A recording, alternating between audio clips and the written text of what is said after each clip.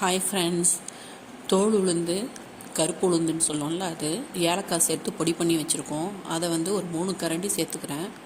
இதுக்கு ரெசிபி நான் ப்ரிப்பேர் பண்ணும்போது உங்களுக்கு போடுறேன். இதோட தண்ணி சேர்த்து கட்டி இல்லாமல் இந்த அளவுக்கு லூஸாக கரைச்சி எடுத்துக்கணும். இப்போ ஆரம்ப ஸ்டேஜுங்கிறதுனால தீயை வந்து நம்ம அதிகமாக வச்சுக்கலாம், ஆனால் கைவிடாமல் கிளறணும்.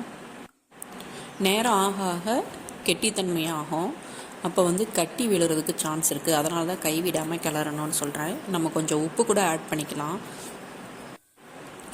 கொஞ்சம் கெட்டியானதுமே நம்ம சர்க்கரை கூட சேர்த்துக்கலாம். அவங்கவுங்க சுவைக்கு ஏற்ற மாதிரி சேர்த்துக்கலாம். நீங்கள் இப்போ பார்க்குறத விட இது இன்னும் டார்க் கலரில் தான் இருக்கும். அதனால் குழந்தைங்க வந்து கொஞ்சம் சாப்பிட்றதுக்கு ஹெசிடேஷன் பண்ணுவாங்க தான். ஆனால் நம்ம இதை சாப்பிட வைக்கணும். இது ஹெல்த்துக்கு வந்து அவ்வளோ பெனிஃபிட்ஸ் இருக்குது. கருப்பு உளுந்தில் வந்து வெள்ளை உளுந்தை விட சத்து அதிகம்னு சொல்லுவாங்க. இதில் நெய்யும் நம்ம ஆட் பண்ணுவோம். அதனால் இது வந்து நம்ம எலும்புக்கு ரொம்ப நல்லது. குழந்தைங்களுக்கு சின்ன வயசுலேருந்து நம்ம இது பழக்கப்படுத்தணும். ரொம்ப நல்லது இது. ஆனால் ஃபில்லிங்கெல்லாம் இருக்காதுங்க. ரொம்ப லைட் வெயிட்டு. நம்ம சாப்பிட்ட உடனே இது ஈஸியாக டைஜஷனும் ஆகிடும்.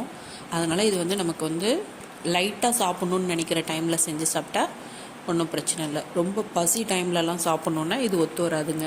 ஈஸியாக டைஜஷன் ஆகிடும். உங்களோட ஃபீட்பேக்ஸ் எல்லாம் எனக்கு கமெண்ட்ஸில் கொடுங்க. வேறு என்ன மாதிரி டிஷ்லாம் செய்யணும்னு சொல்லிட்டு ஒரு சஜஷன் கொடுங்க. வீடியோ பிடிச்சிருந்தா லைக் பண்ணுங்கள், கமெண்ட் பண்ணுங்கள். ரொம்ப பிடிச்சிருந்தா ஷேர் பண்ணுங்கள். தேங்க்ஸ் ஃபார் வாட்சிங்.